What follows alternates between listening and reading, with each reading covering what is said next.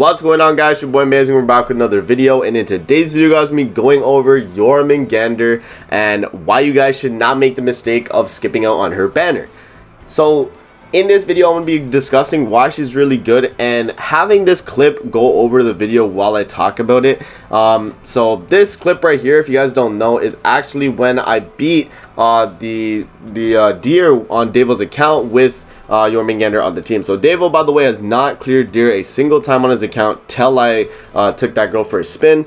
And yeah, man, it's crazy. So I'll be able to show you guys the team I used and then how I did it.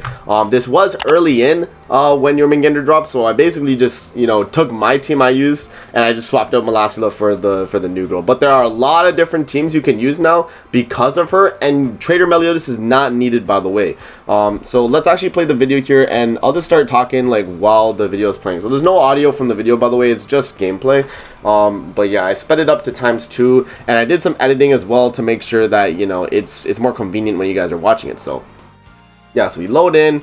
Well, we do stage 1 here, but I show like all the gear. So we have attack crit damage, the 1 Esnor, we have attack crit damage, Jormungandr, no UR gear, by the way, and then HP defense UR gear, Matrona, and attack crit damage UR gear, Trader Meliodas. So we hop in and we go to the first stage. So she's actually really good for the deer, and if you guys don't know why she's so good, I have GC database pulled up here, so we can actually pause the video and I'll pull up GC database to show you what I mean. So the reason she's so good is because for her passive in Demonic Beast, Icthirnir Battle, for 2 turns at the beginning of each turn, increase all ally stats by 30% when three allies use 1 skill or more, or if 3 allies use 1 or more skills each, all allies will have the effect reapplied. Heroes who use their skills after the effect is reapplied will not receive the buff again. Effects only apply once. So basically what it means is, as long as you're cycling through colors every turn, you're going to be getting a stack of 30% all stats on top of what you already have. So at the most I think you can get is like 60, because it only lasts 2 turns total. So for 2 turns at the most, you can get 60% attack, or like all stats in general. And then she has a heal card right here, which is basically Lilia's card. And then she also has remove buffs and stances. So kind of like, I think it's Matrona's card right there. And then her ultimate's going to just increase allies damage dealt and inflict damage equal to 630% of attack on one enemy. I think Devo had 2 out of 6 if I'm not mistaken. So it's a little bit different for him, but yeah, let's continue the video here and let's see how well the team was able to do it. So basically what I did, like on the first fight, was I double single targeted with Esnor there, because you know, when you double single target with Esnor there, you make it so that you lose all of his cards, but you can top deck more of his cards and you can actually push an ultimate. So the thing is, this team I think is really expensive, and it's not a team that you actually need when you have Jormungandr. Like, she's a lot more free-to-play friendly than you guys might think. I'll link in the description a few videos from you know, not even just like people in the Grand Cross like global community, but also on like the JP side as well, that have actually been able to clear this without Trader Meliodas, without the 1 Esnor. A lot of, like, you know, characters that you would have built, you're able to clear with. So yeah, so in this clip as well, by the way, I did get all the perfect passes. So that is something to take into account. I did get the best passes possible, so I was able to beat it a lot easier. But that doesn't, you know, it still goes to show that, like, the fact that she's able to do this on Devo's account, which, you know, he didn't actually beat the deer once before this, right?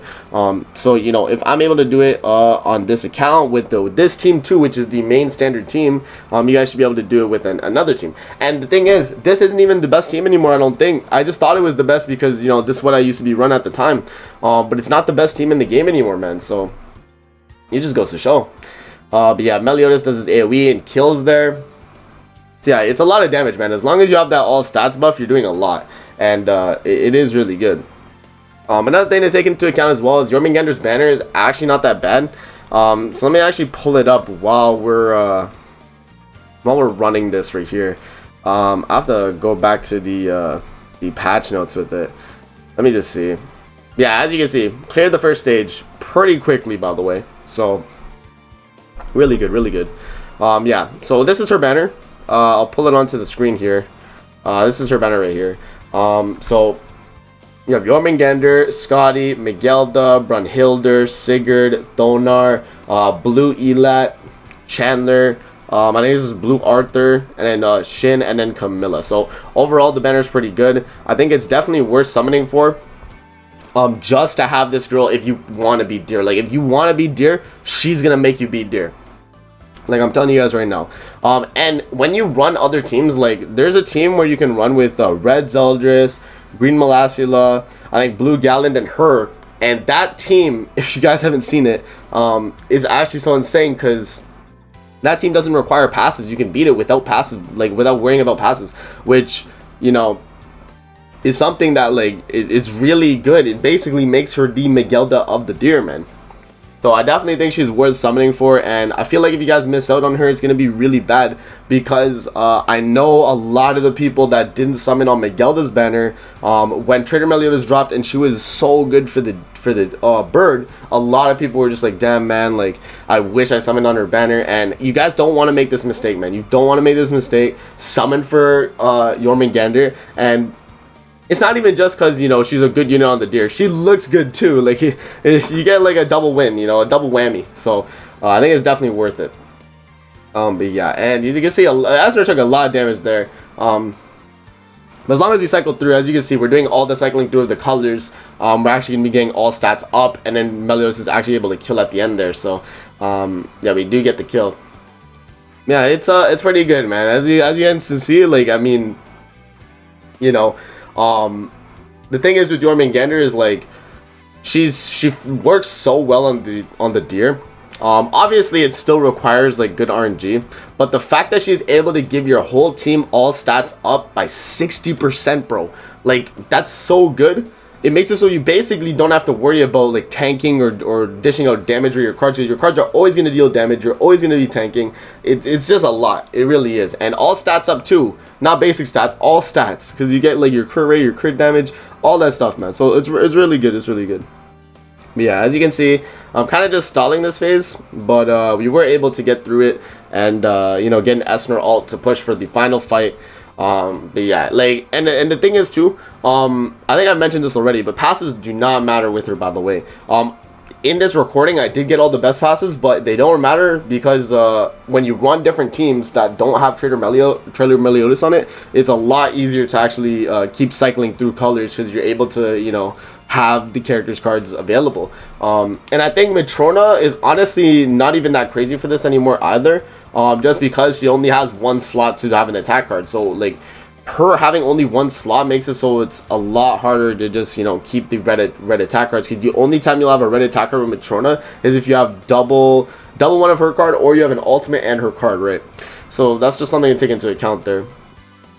But yeah, like, right here, I think we actually get the kill. Yeah, like, Asinor did so much damage there, bro. Like, you guys could see it. Like, he actually did just too much. Yeah. We do get the clear there, and we move into stage 3, and we got all the good passes too. So, you know, like, from what you guys can see there, like, all the passes there are really good. I have a graphic as well for Jormungandr. I'll pull up on Twitter real quick, and I'll show it on the screen as well while the run is running. But I think it's you know, it doesn't really matter anymore. I think, like, this buff table that I made, this is before Jormungandr, so now it's going to be a lot different, right? So let me just do a deer. Yeah, so I have this right here. So I posted this fairly recently. Let me pause the video. Alright, so here's the deer buff guide that I got. It's pretty good, right? But this was before Jormungandr. So I have to specify that this is before Jormungandr, and that all these poop things, all these poop reset ones, they're not reset ones anymore. You can beat all of these as long as you have her, which, you know, makes her, like, probably one of the best characters, you know, because of that, right? So yeah, let's continue with the video here. And as you can see, we're on stage 3, and this part of the clip, it does take a while, so I think I'll skip through. But, you know, the fact that I'm able to do this on Dable's account, guys, like, it just goes to show, like, obviously he has good characters, and that does help, but this wasn't even the best team. Like, it really isn't. Like, you know, I thought it was one of the best teams initially, but with all the teams that are coming out nowadays with people in Jormungandr, like, you know, it's not even that crazy anymore, right?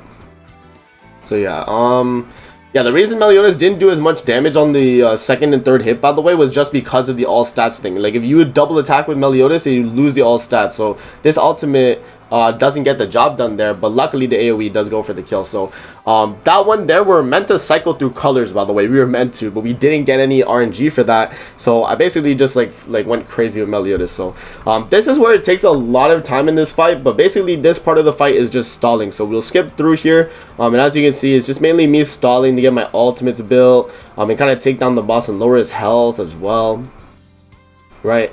So when we go for the kill here, and we move into the next phase, I'll show you guys what I'm able to do as well. So because we didn't get any like really bad passes, and we have a lot of the good ones, we're able to actually cycle through colors here and then damage the boss. Because if you guys don't know, this little like icon on the top left means they're fixed damage, so you can't do more than 1 damage. But because I use Jormungandr's ult there, it's actually going to boost Esnor's ultimate damage as well. She gives damage dealt. So boom, it does 1 damage, but the Esnor ult's gonna do 300, almost 600. What is that? Almost 700k. So it's pretty crazy right there.